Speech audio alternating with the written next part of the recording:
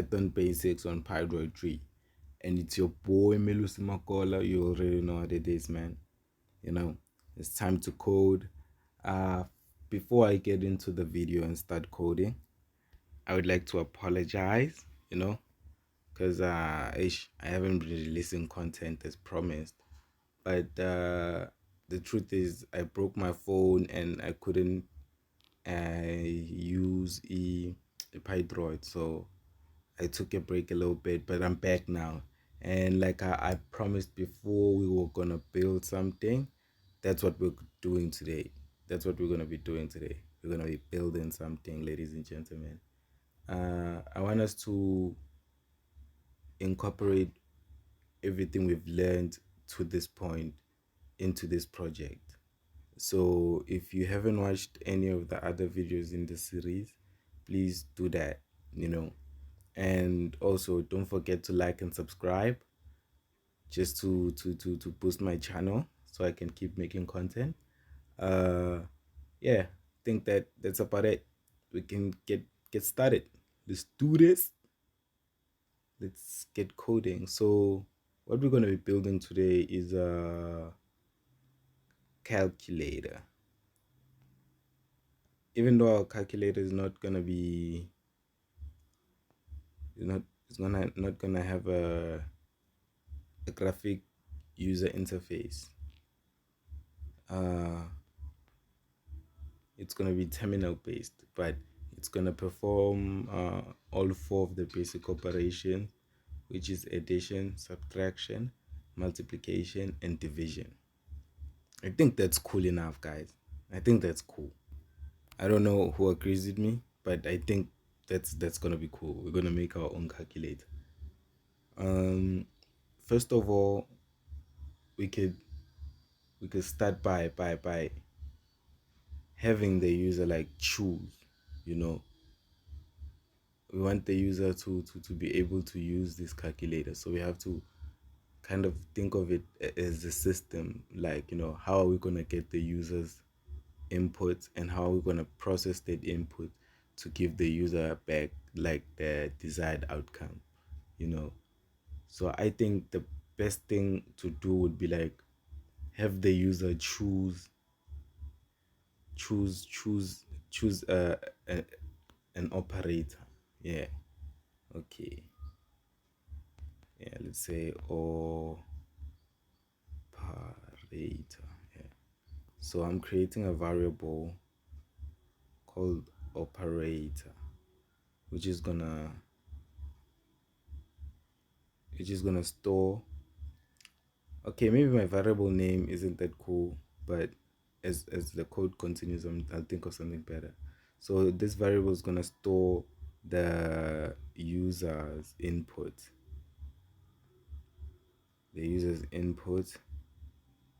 I think I explained how input works throughout the series. So input is a way of like getting input from the user, when whoever's using, like, but this one is terminal based. So I'm going to be getting the user input through the terminal when I run the program. I'll show you that as the program continues. So where were we here? Enter. What are they entering? They can't just, how about like we give them a choice like from this 4 operators, right?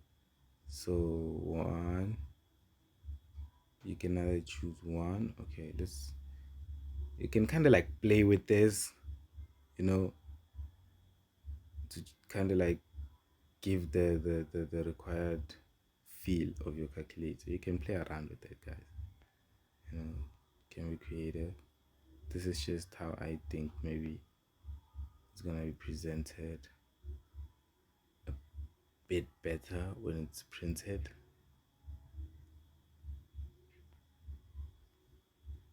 Or four.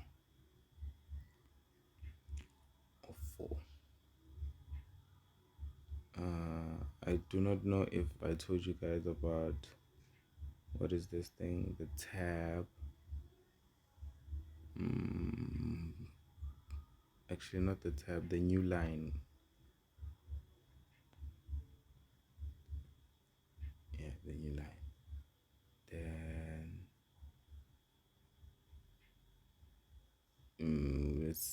put, what are we going to be putting here? So basically, to explain what's going on with this code right now, what I've done here is just ask the user for some input, and the user has to choose one, two, three, or four. But I have to set that up as well. You know, I have to set that up, because otherwise, what is one gonna be? What is two gonna be? So let me let the user know what each of these stand for. So what does one stand for? So let's say one for. Now let's make it a little bit more formal. Wouldn't you agree? Wouldn't you agree? Addition, in fact. Weibo? Can you see how it looks now? It looks like, but I'll structure it properly as I continue.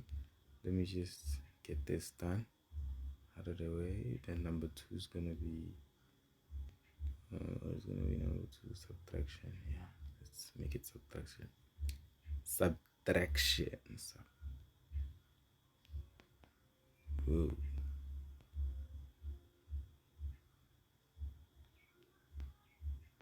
Subtraction. Then print. I, I already explained what print does, right?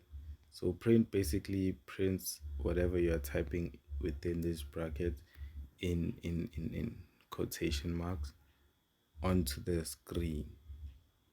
I'll show you that just in a minute. Multi. Whoa.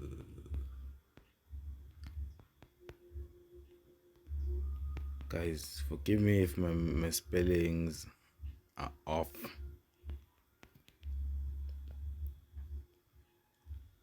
It's just that my morning's already been so long, you wouldn't believe it. So the last one's gonna be division.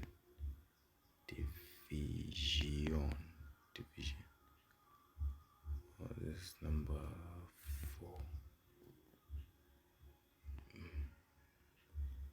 Some space here. Okay, there you go. So far, this is what I've done, guys.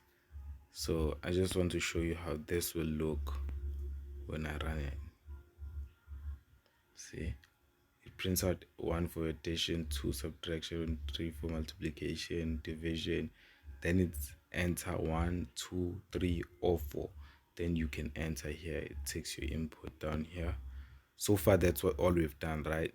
So, but currently we haven't configured it to be like when I press 1, it takes in the 1. Now it will just run and finish running, because it does nothing after it takes in your input, then the program will finish. So we just gotta configure that as well. So far so good, guys. So far so good. Yeah, it's not bad. So far so good. But yeah, I feel like, because when you're programming, guys, you also have to consider the person that's gonna be using the program. Because let's face it, guys, you don't code for yourself. You code to solve a problem. So when you are solving a problem, make sure that you solve it properly. Technology is to make human life easier.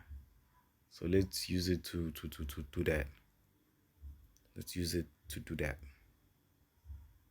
Welcome to our wait the change now. Welcome to our calculator.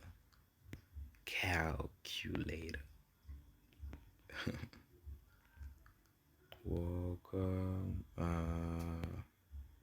So yeah, welcome. Choose an operation.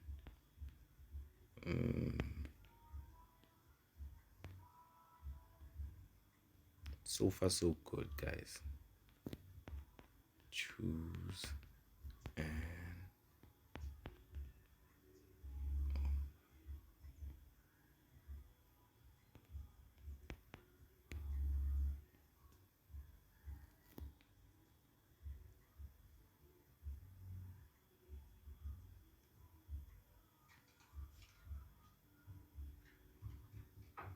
let's see if what we've learned paid off now. Just wanna see some. Let me just check this out. Just to spice it up, because we know. So this is how you like practice coding, guys. You generally just use the skill. You keep coding. Doesn't really matter what you're coding. Okay, maybe it does matter, but if you don't know what to code, just look online, search for something, you will find something. Wow, this is coming together, is it not? It is coming together. Let's put a new line in. Oh, we can put it here. So this starts on a new line.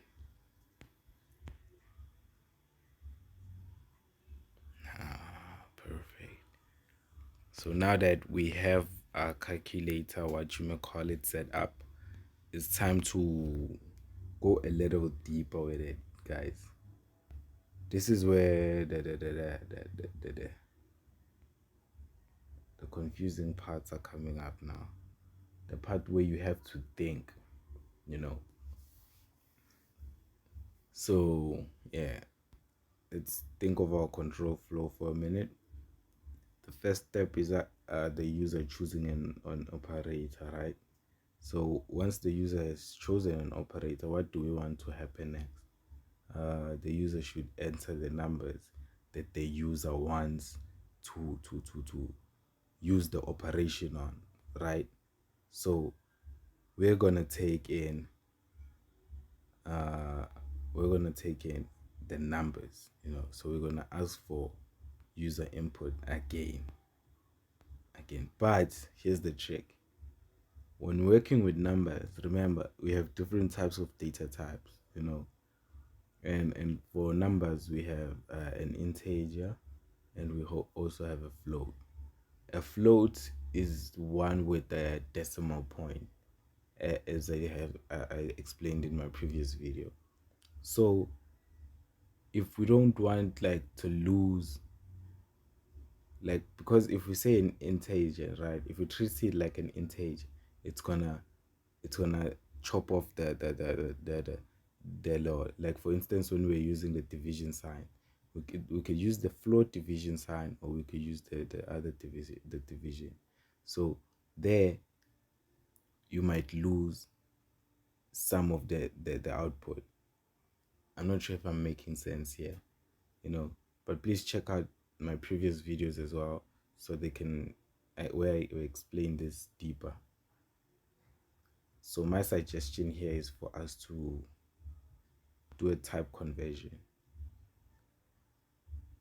Yeah, convert this input, and we're converting it here because we're converting it here so that it controls the whole flow of this thing. We don't want to keep converting it here. We save the variable, the input. It is converted immediately as it's entered, as the user enters the input. It is converted, which is convenient. So that's how I want you guys to think. Think like that. Don't only think about the problem, but think about the way in which you're solving the problem, because that also matters.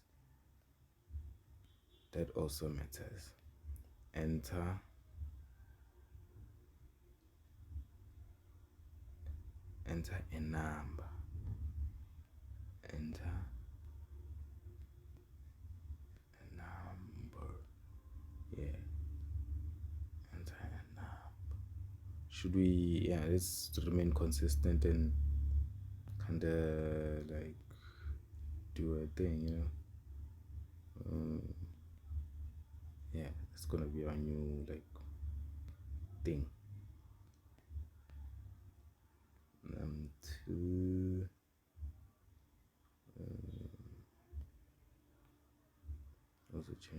into a float.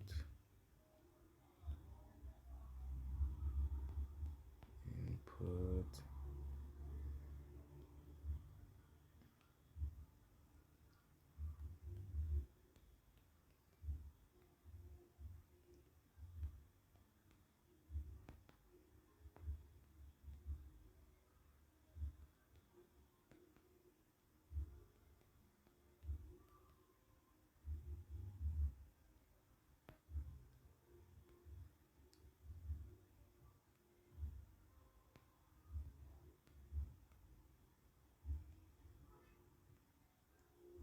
You have to remain consistent so that your program is just nice and smooth, you know, nice and smooth.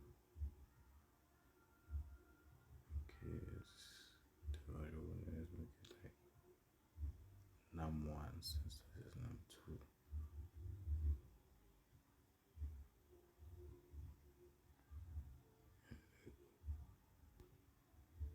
Oh, wait, this is not finished.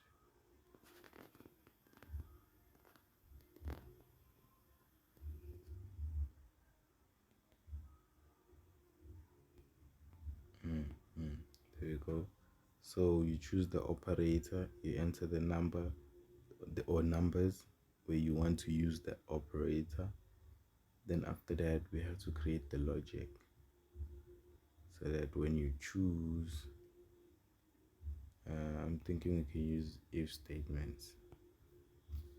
Yeah. So let's say if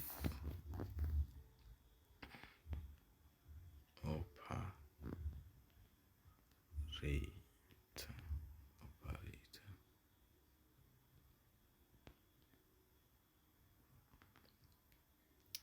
equals to, okay, the first operator is one.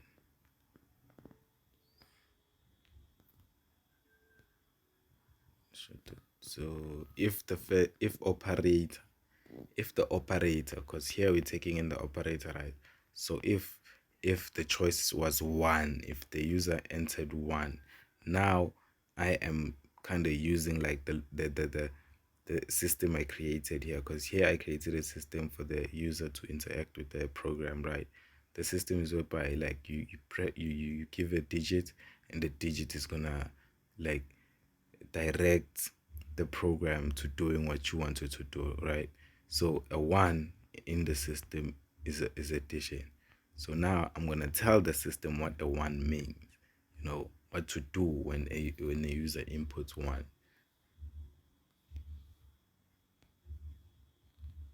Num1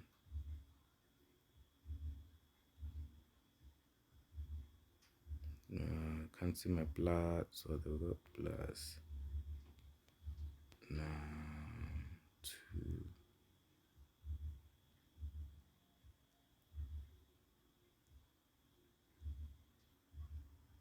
I should be assigning this to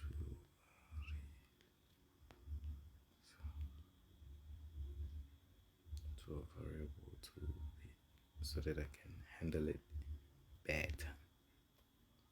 I can even print it. Print.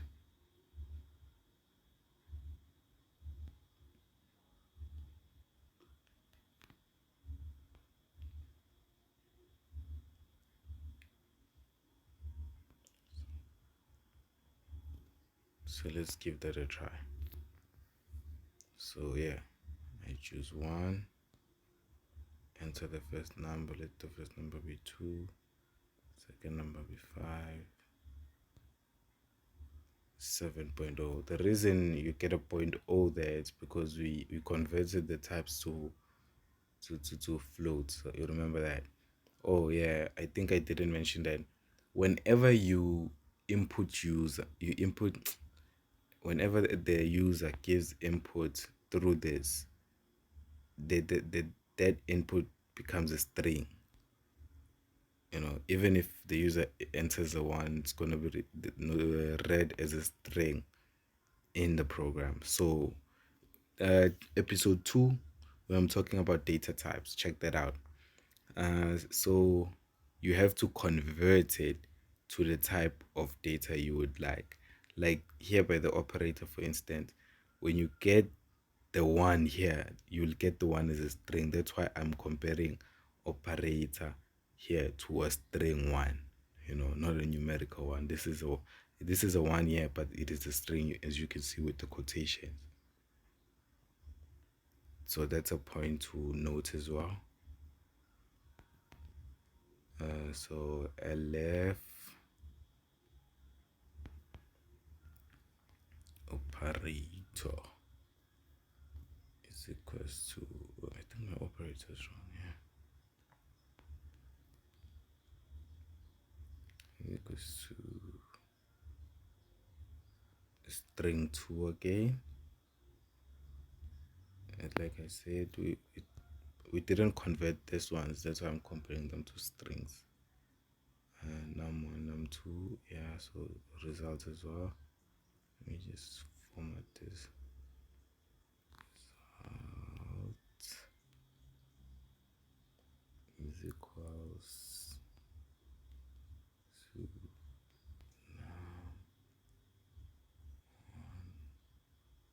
subtraction. It's got to be subtraction because it's the first one was addition, the second one has to be subtraction, right?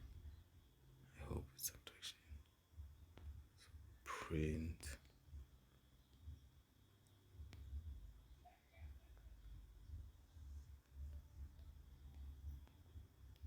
result.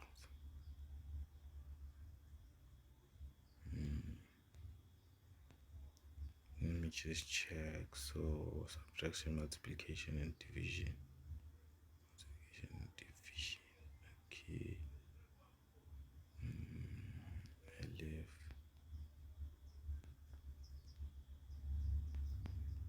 operator.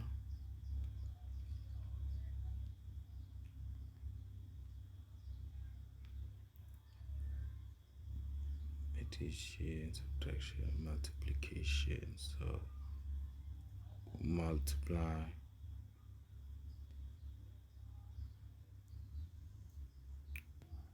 three.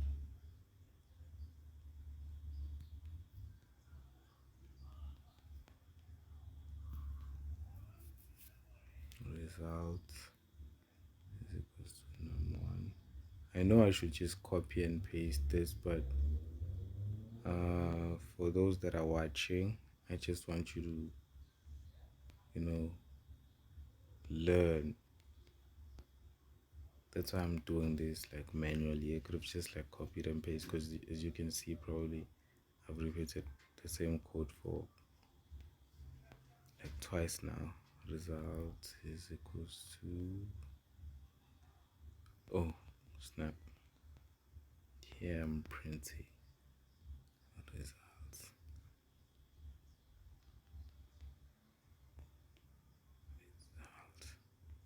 Then when you end this, or even I'm not ending it now, I'm supposed to add a left operator is equals to number 4. Then you divide.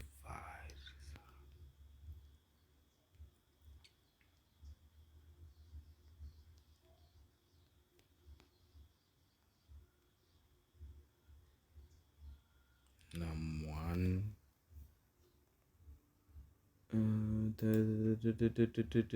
What's this thing?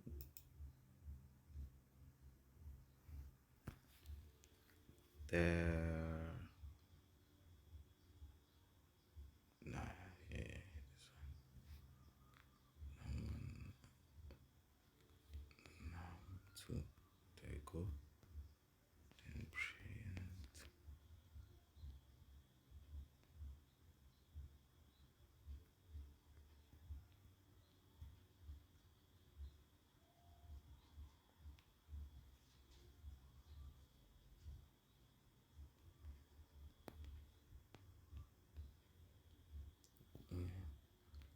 Let me just use an F string, guys.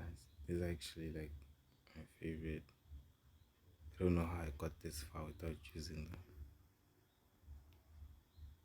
But something just clicked and I was like, oh my god. Because I feel like this is going to be way more presentable.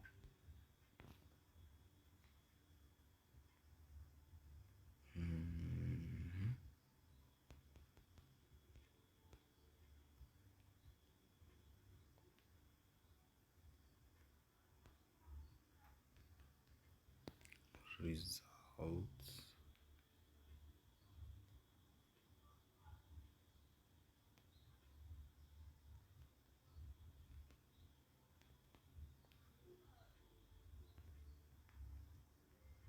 Now I'm wasting precious time. I should have thought of this before. Before, ladies and gentlemen. But it just hit me.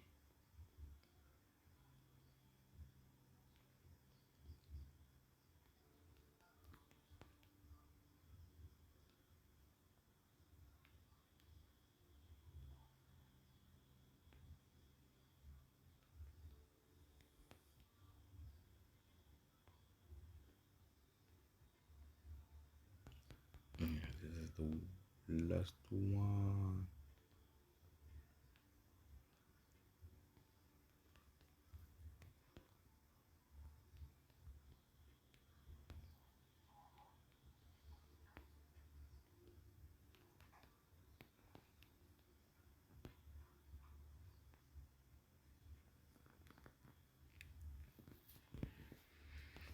I think that will do. Let's run this and check it out. 1, 2, 3. Let's go with multiplication. So 10 by 5, 50. Okay. It's running. We know that much. It's running. Let me just add another.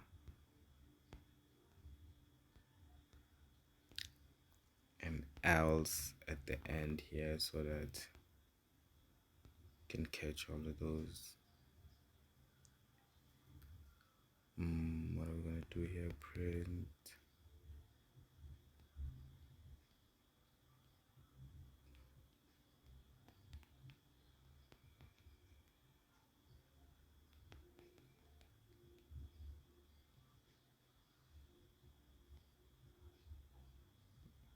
Exclamation mark.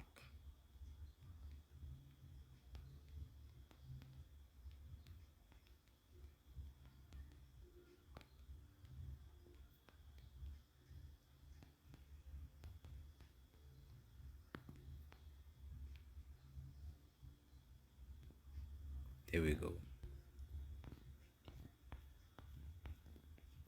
So I don't know what you guys think, but this is our calculate, you know. This is our calculate. This is our calculate. This is our calculator, ladies and gentlemen. It does 4 operations. As you can see on the screen.